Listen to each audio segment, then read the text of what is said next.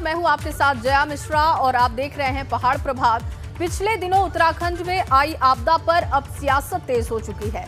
2022 चुनाव से ठीक पहले प्रदेश की आपदा को विपक्ष ने एक अहम हथियार बना लिया, जिसको लेकर आज कांग्रेस देहरादून सचिवालय के सामने मेगा प्रदर्शन करने जा रही है, जिसमें उत्तराखंड कांग्रेस नेता उपवास पर बैठेंगे। कांग्रेस नेताओं ने आपदा पीड़ितों तक मदद न पहुंचाने का सरकार पर आरोप लगाया और इस प्रदर्शन के जरिए कांग्रेस आपदा प्रभावित तक जल्द से जल्द मदद पहुंचाए जाने की मांग करने वाली है। ज्यादा जानकारी के लिए हमारे साथ देहरादून से सहयोगी रवि कैंतुरा भी जुड़ेंगे। उनसे हम जानेंगे कि आज कांग्रेस का क्या पूरा कार्यक्रम रहने वाला है। तो रवि हमारे साथ इस वक्त मौजूद हैं देहरादून से। रवि, अब सियासत शुरू हो चुकी है। पहले कोशिश की जा रही थी कि आपदा प्रभावित क्षेत्रों में सरकार काम करे और वो तस्वीर भी हम देख रहे थे, चाहे केंद्र हो या फिर राज्य की टीम हो, लगातार लगी हुई थी। लेकिन चुनावी मौसम है, जाहिर तौर पर कोई भी कमी इस वक्त विपक्ष के लिए बड़ा हथियार है। कांग्रेस आज मेगा प्रदर्शन उपवास के जरिए करने जा रही है। क्या पूरा कार्यक्रम रहेगा, कौन कौन शामिल हो रहा है, विस्तार से जानकारी दीजिए। निश्चित तौर पर जी, जैसे कि आपने बताया कि चुनावी माहौल है, ऐसे में विपक्ष जो है तमाम मुद्दों पर सरकार को घेरने की कोशिश कर रहा है। ठीक 11:30 बजे सचिवालय के गेट के बाहर आज कांग्रेसी जो कार्यकर्ता हैं उनके साथ पूर्व मुख्यमंत्री हरीश रावत रहेंगे, प्रदेश अध्यक्ष गणेश गोदियाल रहेंगे और ये तमाम लोग आज उपवास देंगे। सरकार को घेरने की कोशिश है। सीधे तौर पर आरोप है कि जो आपदा उत्तराखंड में आई है और जिस तरीके से कई लोगों की जानें गई हैं और इसके साथ ही कई घर जो है जमींदोज हुए हैं, उन तमाम लोगों को उचित मुआवजा नहीं मिला है। तो इसी को लेकर आज कांग्रेस पूरी तरीके से सरकार पर हमलावर रहेगी। इससे पहले भी 5 सदस्यीय कमेटी गठित की थी, जो तमाम कांग्रेस के जो नेता थे वो उसमें मौजूद रहे और आपदा प्रभावित क्षेत्रों का उन्होंने दौरा किया, लोगों से भी उन्होंने मुलाकात की। अगर उत्तराखंड में आपदा के लिहाज से बात की जाए तो अभी तक सरकार ने जिन लोगों के जो घर से बेघर जो लोग हुए हैं उनको आपदा नीति के तहत अगर देखें तो 1,09,000 का मुआवजा दिया जाता है, जो कि सरकार की ओर से दिया गया है। और इसके साथ ही जो मृतक के परिजन हैं उनको 4-4 लाख रुपए का मुआवजा सरकार की ओर से दिया गया है। लेकिन जो आज कैबिनेट की बैठक भी है और इसमें सबसे महत्वपूर्ण ये है कि आपदा की जो नीति है उसको भी संशोधित आज किया जा सकता है और इसमें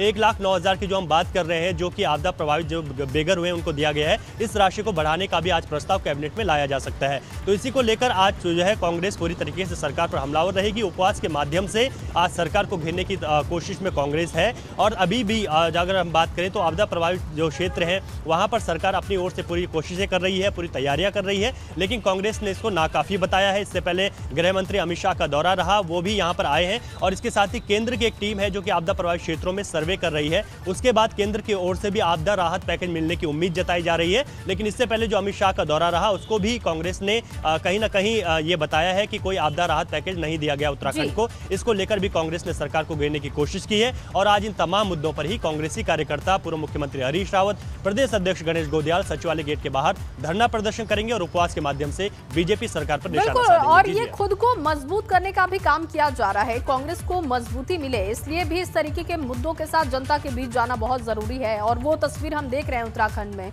रवि, आप हमारे साथ बने रहिए, आगे भी आपसे अपडेट लेंगे।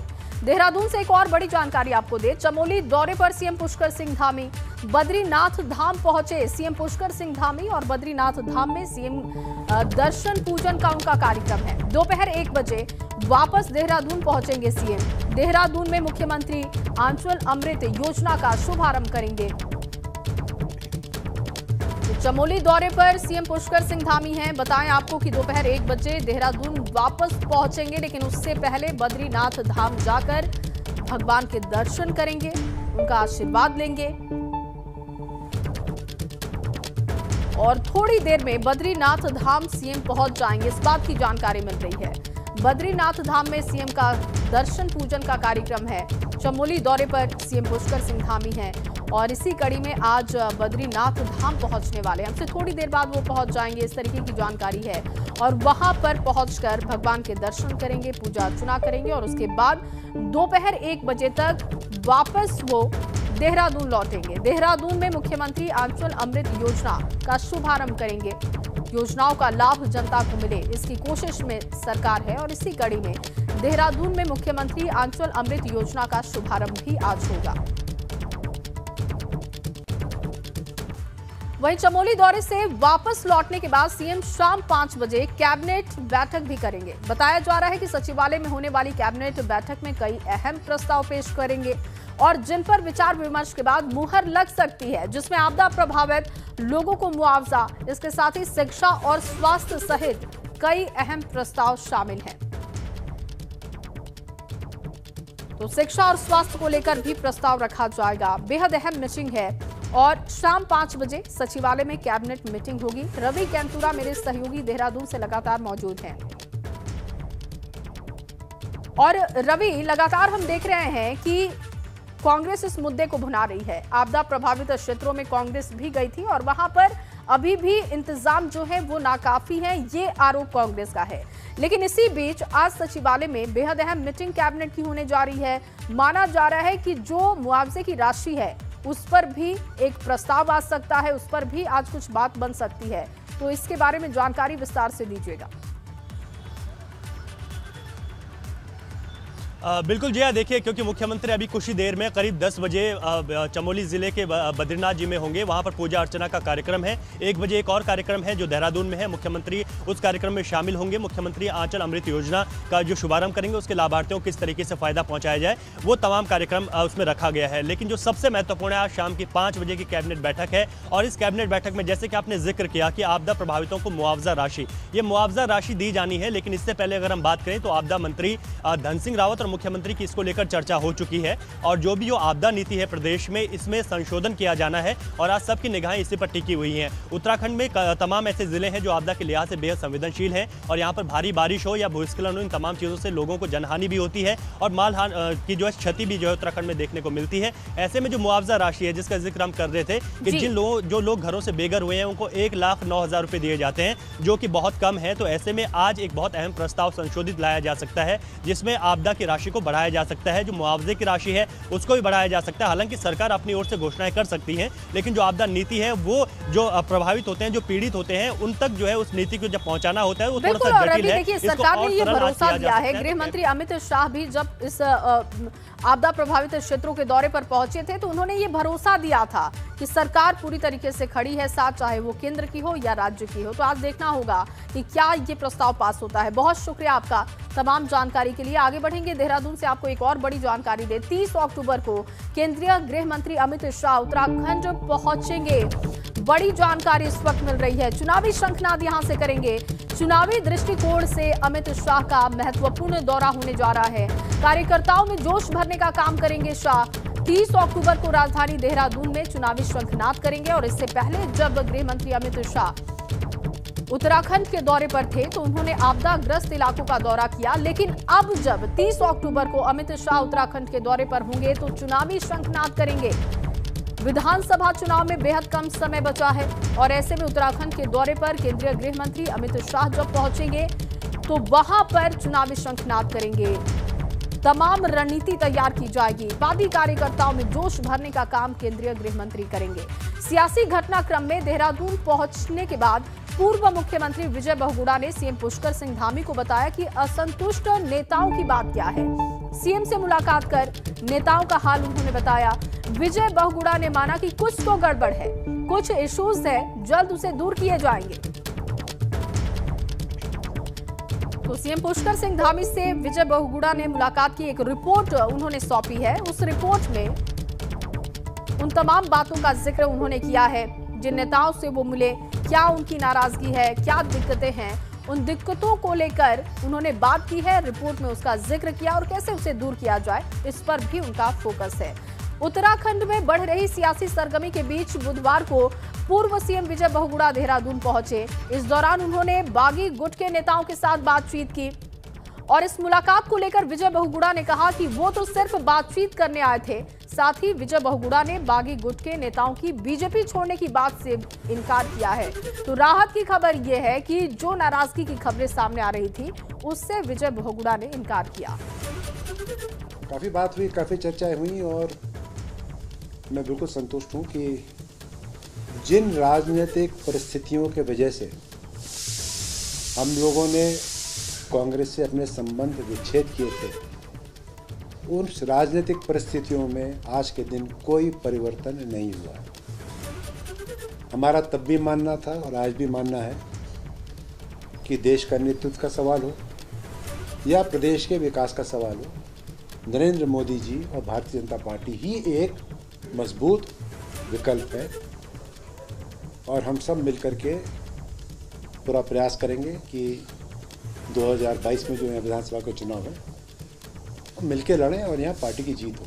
ये मैंने देखा कि जो इश्यूज है जो कि सब सॉर्ट आउट हो जाएंगे और हो भी रहे हैं, तो कोई ऐसी बात नहीं है, ऐसी कोई विषय नहीं है जिसके की वजह से यहाँ पे कोई ऐसा अस्थिरता का माहौल बने या पैदा हो। तो इस राज्य से भी लगाव है और पार्टी में है, तो जो भी मेरी भूमिका है मैं पूरा प्रयास कर रहा हूँ कि किसी भी प्रकार का भ्रम ना फैले। और आपने देखा कई लोग भारतीय जनता पार्टी में आए, कई विधायक भारतीय जनता पार्टी में आए।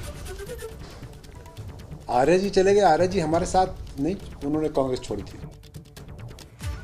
वहीं विजय बहुगुणा के दून पहुंचने पर हरीश रावत का बयान भी सामने आया। हरीश रावत ने विजय बहुगुणा पर कटाक्ष किया।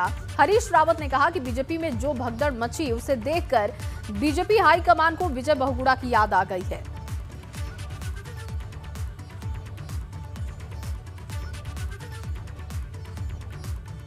भाजपा में जो भगदड़ मची हुई है, भगदड़ की संभावना दिखाई दे रही है, उसके कारण पार्टी हाईकमान को भाजपा के विजय बहुगुणा जी की याद आई। चलो इस समाचार से कुछ काम तो मिला विजय जी को। हो सकता है दल बदल करके क्या बड़े बड़े ख्वाब थे उनके, लेकिन अब हो सकता कुछ हो जाए। सबसे ज़्यादा घाटे में बहुगुणा जी। इन्होंने जो ये उठक पटक भाजपा में हो रही है, इसके बाद उनके लिए संभावना बढ़ सकती है। उत्तराखंड विधानसभा चुनाव को लेकर आखिर कैसी सियासी बयान बह रही है, लोग क्या सोच रहे हैं, लोग किन बातों पर चर्चा कर रहे हैं, उनके मुद्दे क्या हैं, ये जानने समझने के लिए ये जानना जरूरी है कि आखिर क्या चल रहा है। हम आपको लेकर चलते हैं देहरादून और हमारे संवाददाता रवि कैंतुरा वहां मौजूद हैं, जो सीधे आम लोगों से करेंगे बात और पूछेंगे कि 2022 चुनाव से पहले उनके मन में और दिल में क्या चल रहा है।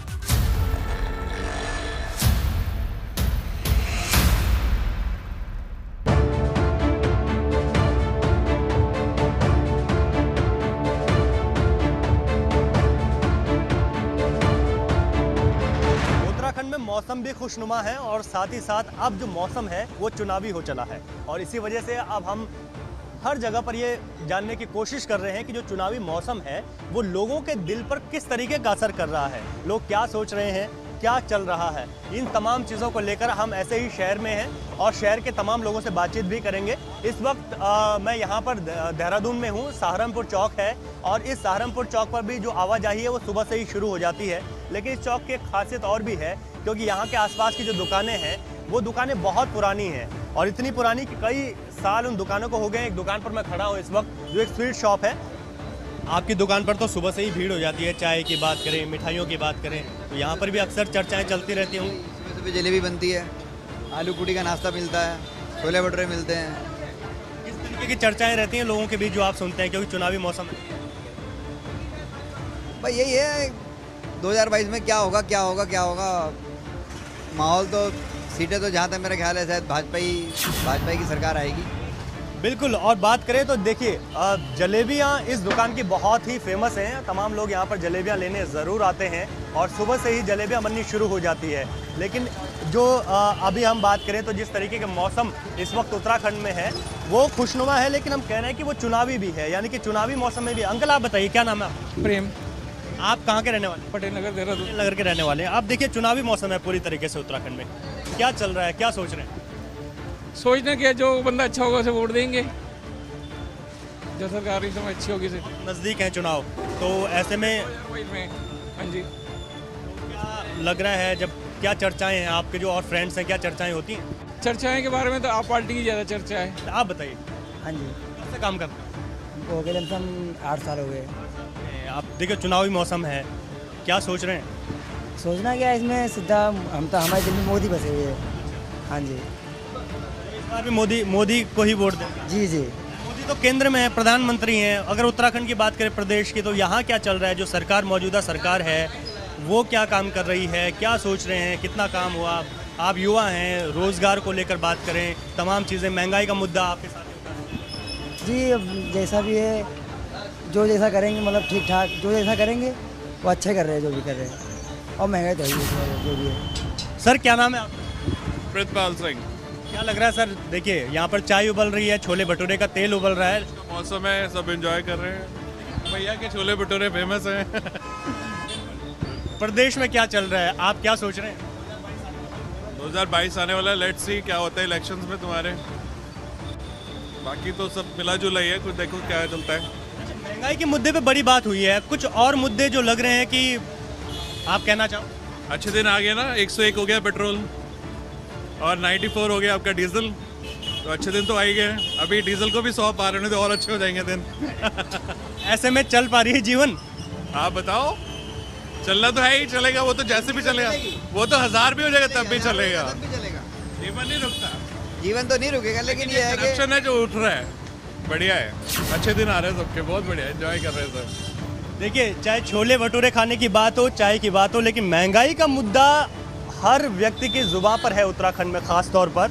और जो भी ऐसी दुकानें हैं, क्योंकि सुबह सुबह के वक्त है और ऐसे दुकानों पर जो चाय की चुस्कियाँ, और ये भाई साहब की दुकान है, ये बहुत पुरानी दुकान है और यहाँ पर ये भी एक खासियत है कि स्टील के गिलासों पर चाय मिलती है। आपने कुल्हड़ देखे होंगे, तमाम प्लास्टिक के गिलास, तमाम चीज़ें रहती हैं, लेकिन स्टील का गिलास।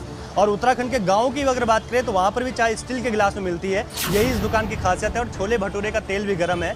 लेकिन इसी गर्मी के बीच अगर बात करें तो उत्तराखंड में चुनाव की सरगर्मियाँ हैं और चुनाव की सरगर्मियों के बीच तमाम लोग जो है बातचीत कर रहे हैं चुनाव को लेकर। तमाम पार्टियों में बातचीत हो रही है कि क्या इस वक्त होगा। महंगाई का मुद्दा है, बेरोजगारी का मुद्दा है, तमाम ऐसे मुद्दे हैं जिन मुद्दों पर लोग बात कर रहे हैं। 2022 में किसको वोट देना है, मन बना रहे हैं, चर्चाएं कर रहे हैं ऐसे ही दुकानों पर। अपने सहयोगी क्रिस्टोफर लॉरेंस के साथ रवि कैंतुरा, एबीपी गंगा, देहरादून।